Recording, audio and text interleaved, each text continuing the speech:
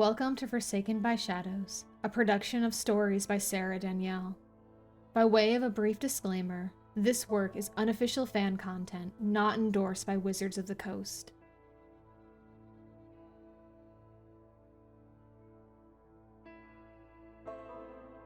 Forsaken by Shadows, Part 1. Chapter 7. Separation. Kitty, age 20. Kitty, attend to me at once! Kitty nearly jumped out of her skin at the harsh voice that summoned her, a voice she didn't recognize. It was a male voice, incredibly similar to Teloriel's, but not quite the same. She rose quickly from where she had been on her hands and knees, scrubbing away at dried blood on the Spider Queen's altar. The other slaves around her began to grumble, as if she wasn't being called away to something much worse than preparing the chapel for the next sacrifice.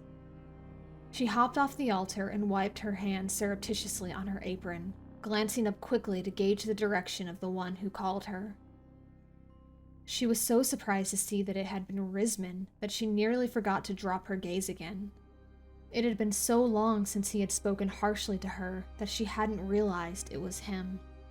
She hurried towards him and curtsied low, as she would have done for any of his siblings, more bewildered than afraid of this strange occurrence. Whatever reason he had for finding her in the middle of the day, the thought that it could be for something dreadful never even crossed her mind. Not even when he turned away abruptly and strode off, nearly forcing her to run to keep up. It was typical drow behavior, although Rismyn was anything but typical. In the 9 years that she had come to know him, the worst thing he ever did to her was get annoyed when she challenged his viewpoints. Then he would either insult her or sulk about it, more the latter than the former these days. Now that she thought about it, she couldn't actually remember the last time he had purposely insulted her, and he usually apologized when he did so by accident. They left the chapel and Kitty expected them to take the passage to the left, towards the unused broom closet they had claimed as their refuge almost 4 years ago. It had been perfect for their needs, situated in a hallway so out of the way that it was rarely traveled by anyone. The room was small and sparse, but there was enough space for them to sit comfortably together, and the walls were thick enough no one could hear her sing. It had become Kitty's favorite room, for it was the one chamber in all of Menzoberranzan that held only pleasant memories for her. But Rismyn didn't lead them to their refuge. Instead, he took the passage right, towards the main entrance of the chapel grounds. She felt the first pangs of fear, for there were bound to be more eyes to see them there. What if Rismyn was leading her somewhere dreadful by order of one of his siblings? She wanted to step closer and ask him, but didn't dare risk it. They were alone now, but any second a soldier or house guard could appear. At last, Rismyn stopped in front of a door and opened it, gesturing for Kitty to go in first. Kitty didn't move, however, as she stared at the silver spider painted on the black stone door. This was a cleric's ritual room. She didn't know exactly what went on in these rooms, but she had been in them afterwards to clean. Sulfur and blood and other vile things she didn't want to think about. Forgetting the risk, she looked up at Rismyn, frightened. "Why?" she asked, unable to form more. "For privacy," he said, gesturing again for her to go in with a quick glance around the hall. "Hurry!" His voice had returned to the same cadence she knew, and she relaxed a little. She did as he bid and hurried across the threshold. As she entered, torches around the octagonal room lit, bathing them in warm, orange light. She blinked several times as her eyes adjusted, unused to seeing the world in the natural spectrum. The room itself was empty, just a wide expanse of stone floor. Normally, a priestess would have the slaves tote in whatever it was she needed for whatever ritual she was planning to perform. Since there was nothing in the room, It meant it was highly unlikely that he had brought her here for one of his sisters. Still, nothing about this made sense to her. "Why here?" she asked, feeling bold again now that the door had shut behind them. "In case we were being watched," Rismyn answered. He bolted the door and turned to face her. "I didn't want anyone finding our sanctuary." The answer made sense and left her feeling strangely warm. Kitty looked up at him and smiled. Now nearly 20 years old, Rismyn no longer resembled the awkward little boy she had met so long ago. He still wore his silver hair tied back at the nape of his neck, and still had a touch of softness about his features, but the rest of him had been shaped and hardened under 4 years of intense physical training. Kitty worried when he started spending most of his days with Matron Zadel's chief killer. But though Rismyn's presence and confidence had grown, his temper had not. He remained the same unusual drow she had grown to enjoy. Though Kitty smiled at Rismyn, he didn't smile back. Instead, he looked away and shifted a little, fingering the hilt of the short sword he was now permitted to carry. Kitty frowned and stepped towards him. "What's wrong?" she asked. "You never come for me during the day like this. Has something happened?" "No," he said, then shook his head. "I mean, yes, sort of." "Sort of?" He sighed and stared up at the ceiling. "I need to talk to you. It's urgent." "Okay," Kitty said, clasping her hands behind her back and rocking on her toes, waiting. Rismyn glanced at her again, looked away, and then back. This time he held her gaze. "I'm leaving for Mele Magther." Her breath caught in her throat. "Oh," she said, covering her surprise. "Right now?" "No, 3 days. Naden just informed me." Strangely, Kitty's heart sank with the news. Mele Magther was the school for noble-born sons, where they trained their Rismyns to become Telorials. She knew he would be going eventually, even knew the day was coming soon, but she hadn't expected it so soon. He would be gone for 10 years. 10 full years. Who knew who he would be when he came back? She wasn't prepared for how sad this news made her, though she wasn't sure why. He was just another drow that she served, albeit serving him had been far more pleasant than serving the others. Why did she feel like she was losing a bit of her heart? But she couldn't let him see her sorrow.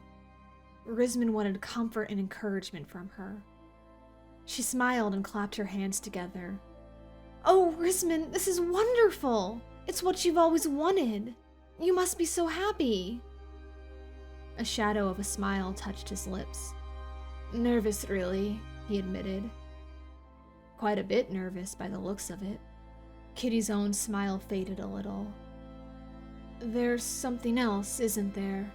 Rismyn nodded, not meeting her gaze again. He took a breath, then said hurriedly, "I need you to release me from your enchantment." Kitty blinked. "I'm sorry, what?" "Please, Kitty," Rismyn said, his nerves turning into desperation. He stepped forward and clasped her shoulders. "I've barely kept the secret from my sisters and my mother. I'll never be able to keep it secret at Tir Brek." I'm not sure I'm following," Kitty said, completely bewildered. "The enchantment that you put on me when we first met," he said. "I'll be so close to Sorcerer and Arak Tenelith. The wizards and clerics will know I've been enchanted, and I'll be put to death. Please, free me." Kitty could only stare in disbelief, unable to process his request. After several attempts to order her thoughts and speak, she finally blurted out, "Rismyn, I've never put any enchantment on you. I don't even know how to use magic." "But you have," Rismyn insisted. He stepped closer to her and his grip tightened. Kitty instinctively stepped back. She tried to pull out of his grasp, but he didn't let her go. There was an earnest desperation in his eyes that frightened her. No, I swear I don't know what you're talking about. Yes, you do. He stepped in again, and she stepped back once more. He was tall for a drow male, even taller than Telorial. She had to look up to meet his gaze. Suddenly, his expression changed from desperate to thoughtful. Oh, I understand. Well, good, because I don't. She stepped back once more as he closed the distance. You're afraid I'll hurt you if you let me go, Rismyn said, nodding to himself. Or I'll tell someone what you've done. Well, I swear I won't. You can even put it back on me when I come back. I just can't go to Melee Mag there feeling like this. The only thing I'm afraid of right now is you, Kitty said. She stepped back again, and her back hit the wall. She squeaked as he placed his hands on either side of her, effectively trapping her. Please, I have no idea what you're talking about. You don't need to be afraid of me, he said gently. You know I'm incapable of hurting you. He lifted a hand and caressed her cheek with his knuckle. If I give you what you want, will you let me go? Real fear turned her blood to ice. The same sort of fear Telorial drew out of her, only for very different reasons. She no longer feared that Rismyn was going to hit her. She feared something much worse. I want you to step away from me, she said, trying to sound strong. Rismyn had never liked her when she was subservient, and she didn't dare enrage him now. We both know that's not true, he said, and the crooked smile he gave her was all too reminiscent of his brother. She'd never before noticed the likeness of their features. You've had me spellbound all these years. I tried to fight it at first, but I wasn't strong enough.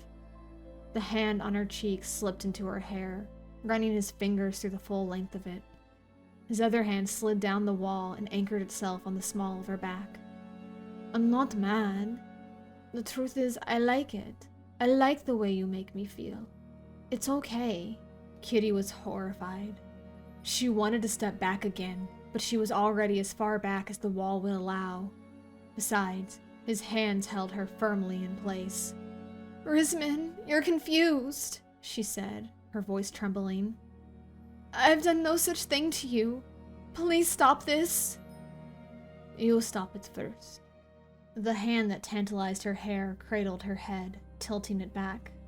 You're the one in control here, not me. Then his lips came down on the nape of her neck, leaving a trail of kisses to her collarbone that felt like fire drops on her skin. Kitty gasped and tried to pull away, but he tightened his hold on her and drew her against his body. Her mind went completely blank, her body stiff and rigid. It was a reflex, her body's way of coping with Telorial's madness. But Telorial had never touched her like this. This was the one torment she was certain she was safe from. She was a fairy, after all. The mortal enemy of the drow. They were supposed to be repulsed by her. Rismyn returned from his journey to her shoulder and nuzzled her temple, breathing deep as though breathing her in.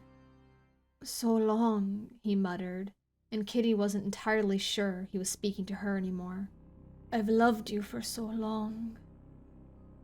The word hit her like Telorial's worst gut punch. He said love. He didn't say desire, the closest drow equivalent. He had used love, the common word she had taught him. The real, selfless word she had endeavored to teach him by his request. The love she had learned from watching her mother and father. He said he loved her.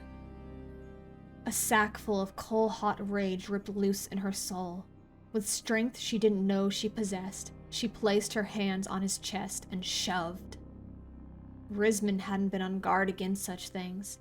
He stumbled back, his hands releasing her in his surprise as his eyes snapped open.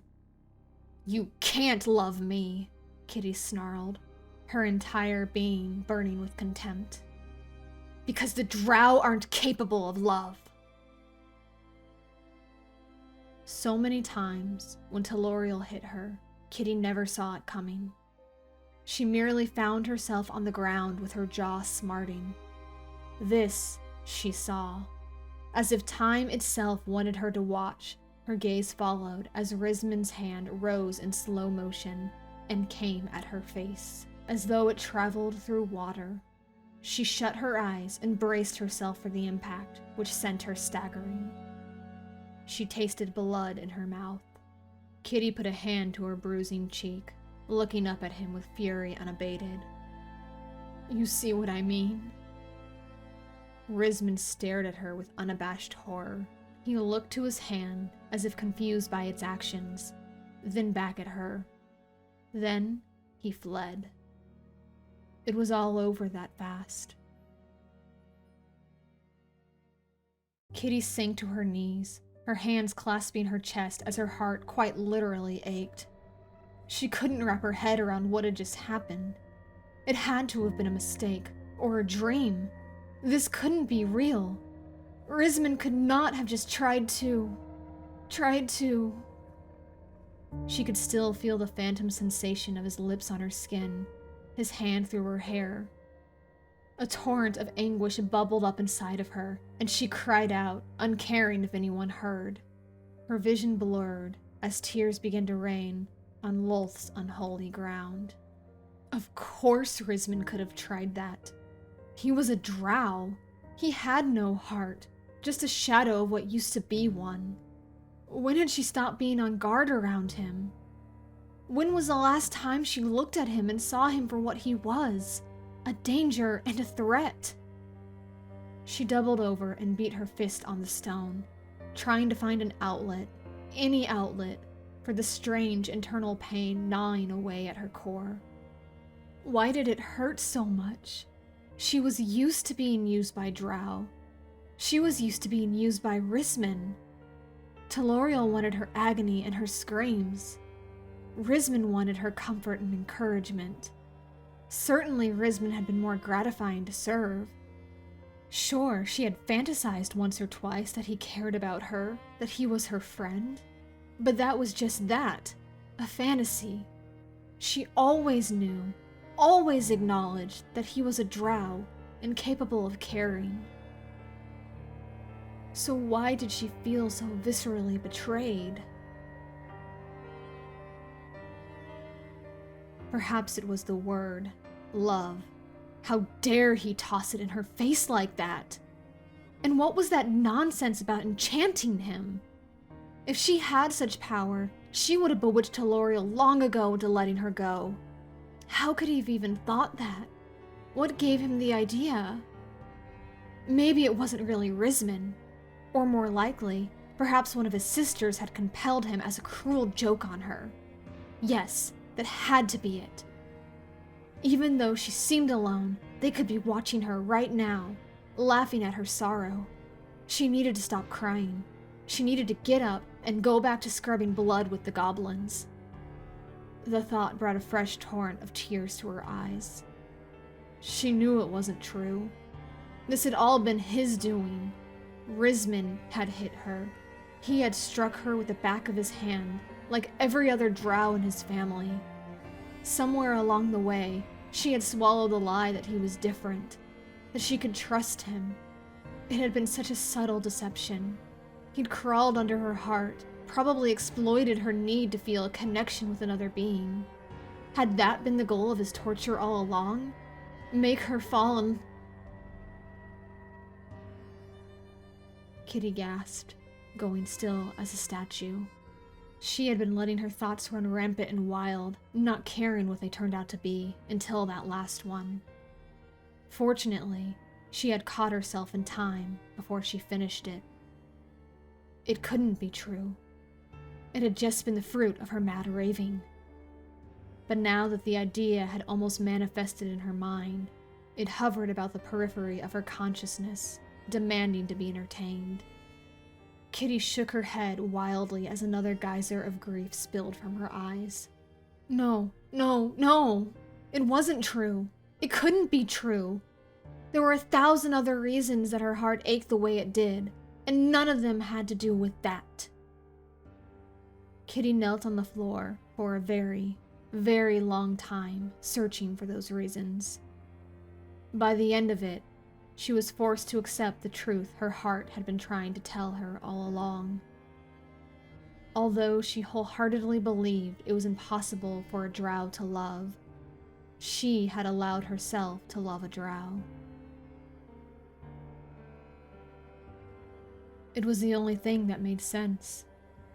She had lectured him over and over on the subject, described the actions one took for someone they loved. She listed the attributes now, trying to talk herself out of the conclusion she was coming to. Love was patient, like the way she patiently endured his ridicule of her fairy heritage, until he finally understood that meekness was not the same as weakness. Love was kind as offering healing to him when he had taken another beating. How many times had she shared her balm with him once Teloriel got around to giving her more? Love was humble, quietly supporting his dreams as he moved from the same as her, a slave, to a member of his own family. Still mistreated, but no longer the same. Love was selfless, singing songs at his request when all she wanted to do was sleep. Love didn't resent, delighting in his company even though he was a drow. Love always protected. How many beatings had she taken on purpose to distract Teloriel from his intentions for his brother? Whenever Rismyn succeeded at anything, whether it be his apprenticeship under Naden or earning his house armor and weapons, Teloriel felt it like a personal attack. He would fume and rave about how to end the threat of the second boy, and Kitty would spill a drink, or accidentally get in his way. Whatever it took to absorb his wrath until he decided Rismyn could wait to be dealt with. And Love always trusted. How could she be so stupid? She had trusted him, and he betrayed her. Never in all her 20 years had she experienced pain like this. Not even when Teloriel slit her mother's throat. She had been shocked into numbness then, and too frightened to grieve afterwards. Her sorrow for her family had settled gradually over her, like a second skin. It had been a slow pain, a creeping toxin. This was a blade to the lung, not the heart, for then it would be over quickly. Instead, she choked on her own blood, waiting for death but unable to taste it, floundering in misery and helpless to stop it. How could she possibly love a drow? Or a better question, how could she stop loving a drow? Despair resolved like fog over her soul. Rismyn was leaving in 3 days. She might never see him again. It was no secret that not every student made it home from Melee Mag there. And if his body survived, would his heart? Would he come back the same Rismyn who wanted her to sing and discuss the philosophies of life with her? Could she bear to see him again after what had just happened? He could never love her. He could only use her. What if things had gone differently? What if he hadn't come at her with madness and desperation, but in the same soft-spoken fashion she had come to associate with him? Would she have shoved him away then, or would she have let it go further? The questions made her tremble, and frankly a little sick. Her parents had raised her with different views. Her mother had taught her to guard herself against such things. It had been Mindra who finished her education, crudely and contemptuously when her womanhood graced her. The only instruction she'd been given then was not to breed unless commanded. Kitty shuddered and curled into herself. She didn't want to have these thoughts, and it didn't matter anyways. Rismyn was gone, lost to her. She had humiliated him in the worst way, and he had proved his true heart to her. He was a drow, a dark elf, like his brother before him. He was incapable of love, but quite capable of hate. Her eyes, which had grown dry, moistened again as she wept.